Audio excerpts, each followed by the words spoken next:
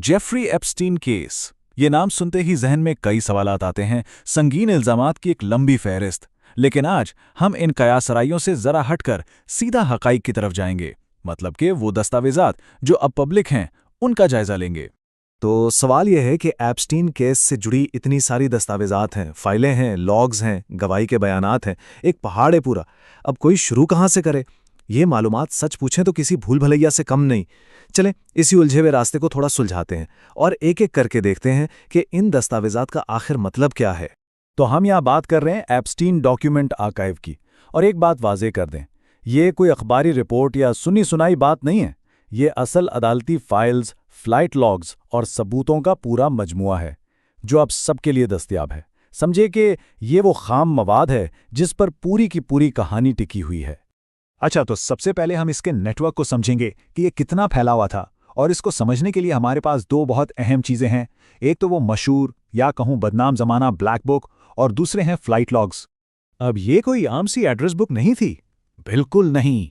2004 से 2005 की ये अनरिडेक्टेड ब्लैक बुक असल में जेफरी एप्स्टीन की ताकत और उसकी पहुंच का एक जिंदा सबूत है। और इस किताब में कौन कौन नहीं था? सियासतदान, वो भी दुनिया भर के, बड़े बड़े बिजनेस लीडर्स और हर शोबे के असर और रसूख वाले लोग। ये लिस्ट खुद ही बोलती है कि इस शख्स का नेटवर्क कितना वसी और ताकतवर था।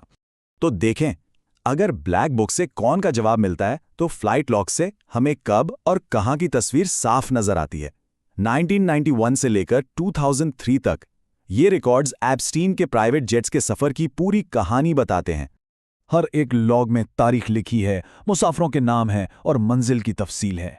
लेकिन ये डेटा सिर्फ ट्रैवल डिटेल्स नहीं है, बल्कि ये उस पूरे नेटवर्क के आलमी ताने बाने को खोल कर रख देता है। और हाँ, ये बात याद रखने वाली है कि ये कोई अफवाह नहीं है। ये अमेरिका बमुकाबला गिसलाइन मैक्सवेल केस में पेश किए गए अहम सबूत हैं। अच्छा, तो नंबर्स और नामों से निकलकर अब जरा केस के इंसानी पहलू की तरफ आते हैं, यानी वो गवाही, वो बयानात जो रिकॉर्ड का हिस्सा हैं। लीगल टर्म में इसे डेपोजिशन कहते हैं। इसका मतलब क्या है? आसान लफ्जों में, ये अदालत से बाहर लिया गया एक हल्फी बयान होता है, जहां गवाह कसम खाकर सच बोलने का पाबंद होता है। और ये बयानात इस केस की बुनियाद में ईंटों की तरह हैं, जिन पर पूरी इमारत खड़ी है।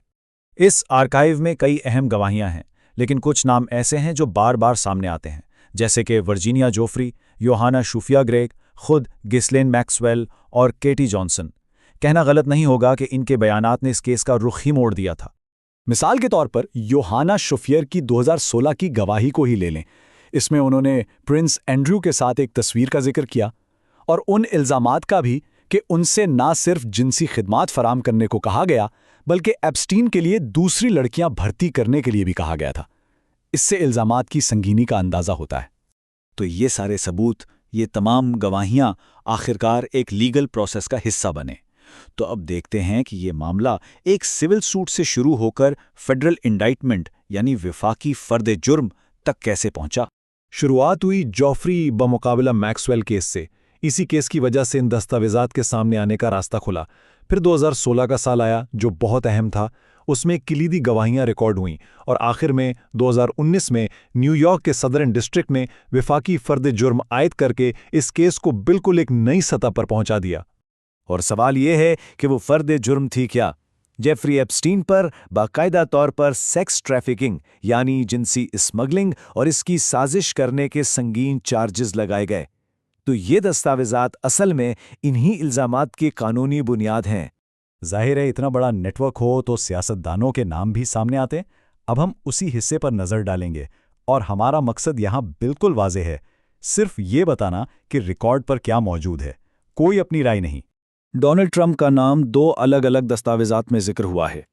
एक तरफ हैं ओवरसाइट डेमोक्रेट्स की प्रेस रिलीज के साथ मुंसलिक ईमेल्स, जिनके बारे में कहा गया कि वो ट्रंप को इस मामले से जोड़ती हैं, और दूसरी तरफ है केटी जॉनसन का फाइल किया हुआ एक मुकदमा, जिसमें उन्होंने एप्स्टीन और ट्रंप दोनों को नामजद किया था। और ये मामला सिर्फ एक शख्सियत तक ही महदूद नहीं। जैसा कि हमने पहले भी देखा, प्रिंस एंड्रयू से मुताल्लिक जो गवाहियां हैं वो भी इस आर्काइव का एक बहुत अहम हिस्सा हैं। तो इतनी सारी फाइलें, इतने नाम, ये तारीखें, इन सब का आखिर मतलब क्या निकलता है? ये पूरा आर्काइव आखिर हमारे लिए इतना अहम क्यों है? देखें, इसकी अहमियत कई वजूहात से। सबसे पहली बात, ये हमें सीधा प्राइमरी सोर्सेज यानी असल ज़राए तक रसाई देता है, सनसनीखेज न्यूज़ हेडलाइन से अलग। दूसरी बात, इससे हम सबूतों का खुद जायज़ा ले सकते हैं।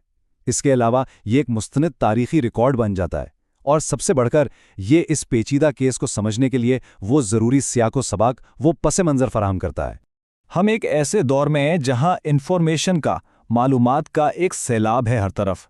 तो ऐसे में सवाल ये उठता है कि सच्चाई की तह तक पहुंचने के लिए हम इन अवामी रिकॉर्ड्स को एक जिम्मेदार शहरी की हैसियत से कैसे इस्तेमाल कर सकते हैं। ये सवाल हम सब के लिए सोचने वाला है।